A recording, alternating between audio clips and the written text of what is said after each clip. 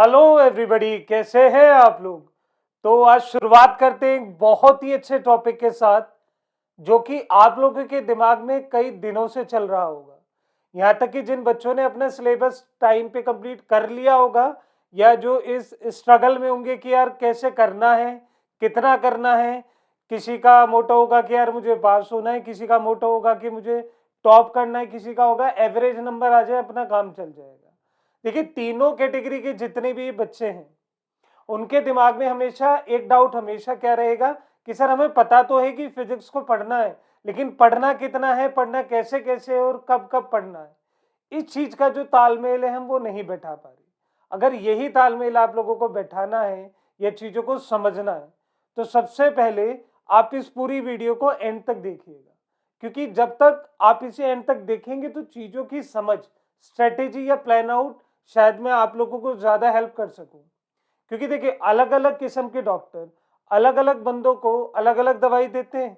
अब हड्डी वाले डॉक्टर के पास जाओगे कि सर मेरे दिल में दर्द है या मेरे शोल्डर में दर्द है, तो आपको क्या होगा, नहीं काम करेगी ना। इसलिए हर किसी से एडवाइस लो, उससे एक स्ट्रेटेजी बनाओ। तो आप लोगों की स्ट्रेटेजी मुझसे डिफर कर सकती है, लेकिन कहीं ना कहीं रिजेंबल करेगी, क्योंकि हमारा सबका टॉपिक एक है, फिजिक्स।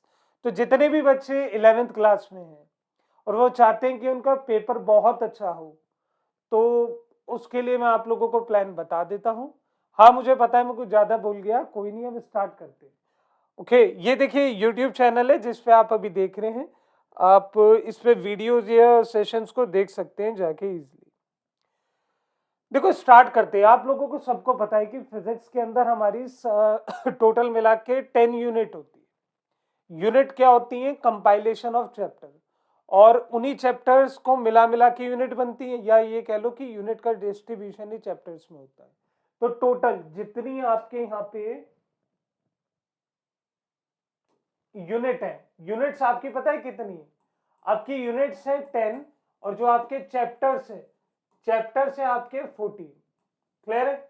अब ये मार्जिन कैसे बना, कैसे कैसे आया, वो एक बार जल्दी से देख लेते हैं। देखो, यूनिट है पहली physical world and measurement, unit and measurement, जिसके अंदर आप लोगों को क्वांटिटी के बारे में बताना है, आपको यूनिट के बारे में बताना है, कितने तरह की यूनिट है, कितने कन्वर्जन है, क्या डायमेंशन है, क्या एरर है, इस तरीके के क्वेश्चन। और ये चैप्टर बहुत अच्छा है। आने वाली फिजिक्स 11th 12th या नीट या आईआईटी के लिए आपको हमेशा हेल्प मिलेगी। इसका रीजन क्या है? ये बेस है। जैसे इंग्लिश के अंदर एबीसीडी सीखते हैं ना, ऐसे फिजिक्स का फिजिकल क्वांटिटी बेस है, क्योंकि आपको यूनिट से रूबरू कराता है, आपको एरर निकालना सिखाता है। एरर की मदद से आप बड़े बड़े क्वेश्चन को सॉल्व कर सकते हैं। नेक्स्ट क्या है? यह है काइनेमेटिक। देखिए, काइनेमेटिक्स है motion in 1D and motion in plane. तो मोशन इन 1D का आप लोगों को सबको पता है कि मोशन इन 1D क्या है? जब वन डायमेंशन में चल रही हो चीजें, ठीक है। कितने में चल रही हो? वन डायमेंशन में।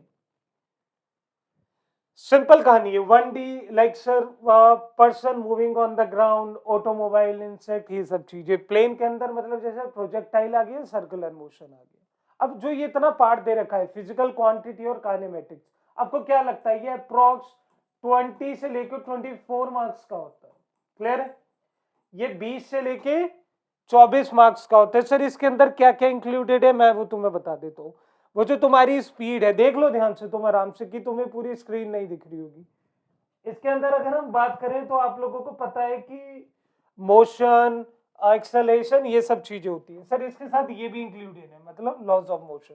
अरे वही न्यूटन के 3 नियम, law of inertia, law of momentum और थर्ड एक्शन रिएक्शन। क्लियर? तो ये जो 3 आपके अलग अलग कह सकते हैं यूनिट है, मतलब पहली जो ब्लैक में लिखी है ना, ये आपकी यूनिट है, व्हाइट वाले आपके चैप्टर है। तो जैसे पहले वाले में केवल एक चैप्टर है, दूसरे वाले के अंदर, सॉरी, पहले वाली यूनिट के अंदर एक ही चैप्टर, दूसरे वाली यूनिट के अंदर 2 चैप्टर, और तीसरे में ऑब्वियसली एक है। लेकिन ये तीनों मिला के 20 से 24 मार्क्स हैं। 24 मार्क्स बहुत होते हैं 70 में से। 24 मार्क्स समझ रहे हो? इसमें 10-12 नंबर और पढ़ लोगे, पास हो जाओगे तुम लोग। ठीक है, आगे देखते हैं। फिर आता है वर्क पावर एनर्जी। अगर हम वर्क पावर एनर्जी की बात करने लगे, अब देखो ध्यान से देख लो, ऐसा नहीं होना चाहिए कि नहीं सर मैंने देखा नहीं था, सर ये नहीं हुआ था, वो नहीं हुआ था। देखो, वर्क पावर एनर्जी के अंदर आप लोग क्या देखते हैं? वर्क की डेफिनेशन, उनके conversion, work energy theorem, types of energy, conservation of momentum, power वगैरह, ये सब चीजें पढ़ते हैं। अब ध्यान रखना, वर्क, पावर, एनर्जी, साथ में अगला कौन सा है, motion of system of particles and rigid body. इसके अंदर आप पता है ना क्या पढ़ते हो, रिजिडिटी, सॉलिड लिक्विड के बारे में और ग्रेविटेशन। बच्चे ये तीनों, पहले वाला और ये वाला, ये सारे मिला के आते हैं 17 मार्क्स के।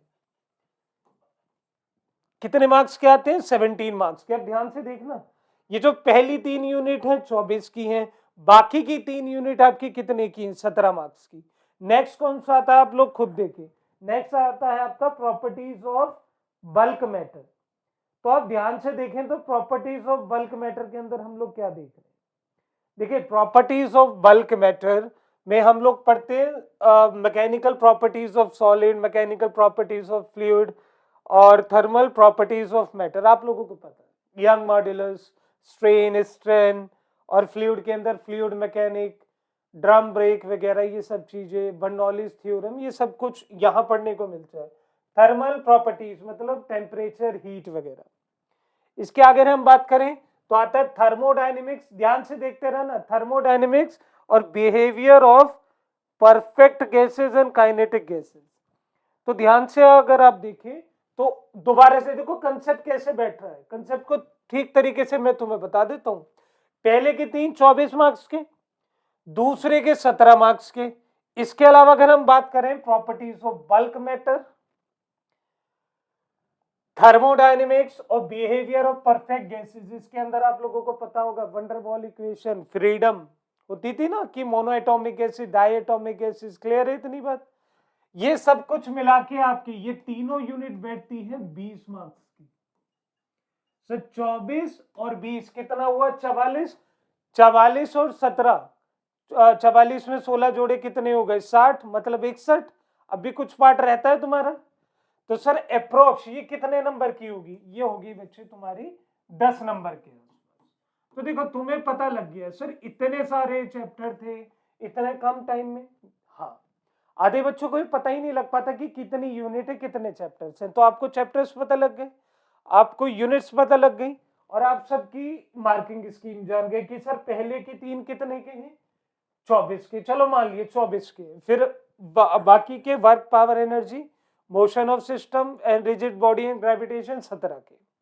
देन 7th, 8th और 9th ये कितना है, 20 मार्क्स को। लास्ट का ऑसिलेशन वेव्स वगैरह, जिसमें आप लॉन्गिट्यूडनल वेव्स और इनसे रिलेटेड चीजों को जानेंगे, ये कितने का है, 10 मार्क्स।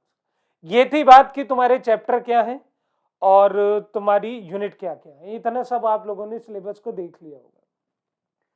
अब सबसे बड़ा सवाल ये आता है कि स्ट्रेटेजी क्या होनी। देखिए मेरे दिमाग में सिंपल सी स्ट्रेटेजी है, मैं ज्यादा आप लोगों को घुमाऊंगा नहीं, 3 शब्दों में बता रहा हूँ, learn, practice and test evaluation. सबसे पहले सीख लो कि सीखना कैसे है, सिखा कौन रहा है। सबसे बड़ा मुद्दा ये है कि अगर आप गलत बंदे से सीख रहे हैं तो जीवन में नहीं सीख पाएंगे।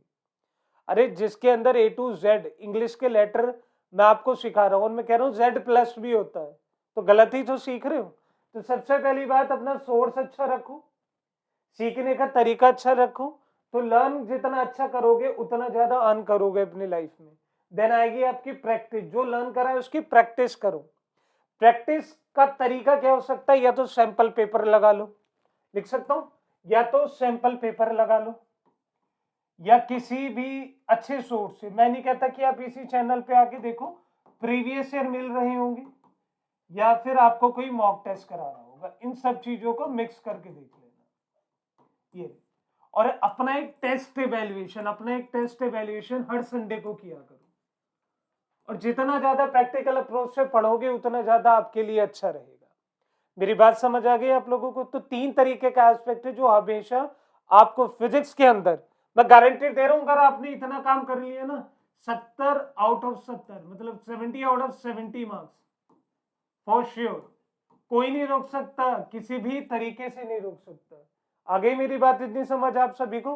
अब एक बात और समझिएगा मेरी, ये ना मेरी स्ट्रेटेजी थी, ये मेरा तरीका बताने था। ऐसा नहीं कि मार्क्स जो दे रखे हैं यही रहेंगे, ये मार्क्स बदल जाएंगे, मे भी वेरिएबल हो जाए।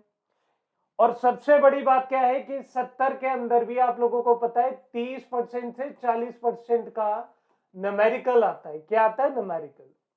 तो आज डेट है आपकी 13 जनवरी। क्या है? 13 जनवरी 2024। मुझे नहीं पता कि ये वीडियो आप मेरी कब देखोगे, क्या पता इसी साल, अगले साल, 6 महीने में, 2 महीने में, आज, कल या अभी, मुझे कोई आइडिया नहीं है। लेकिन मैं आप सभी को एक बात बताना चाहता हूं जो कि बहुत अच्छी है। क्या? कि बेटा, मैं आप लोगों के लिए आपके चैनल पे फिजिक्स विद प्रिंस बिना स्पेस दे के छोड़ना, और ये लोगो है, इसे ध्यान रखना। यहाँ पे जब वीडियो सेक्शन में जाओगे तो 15 जनवरी 2014 से 11th के हर क्वेश्चन और हर थ्योरी और मोस्ट इंपॉर्टेंट टॉपिक या आपकी शॉर्ट की एप्लीकेशन, हर चीज अवेलेबल होगी फ्री ऑफ कॉस्ट। कभी भी यहाँ पे कोई पैसा नहीं लिया जाएगा। मेरी बात समझ आ गई?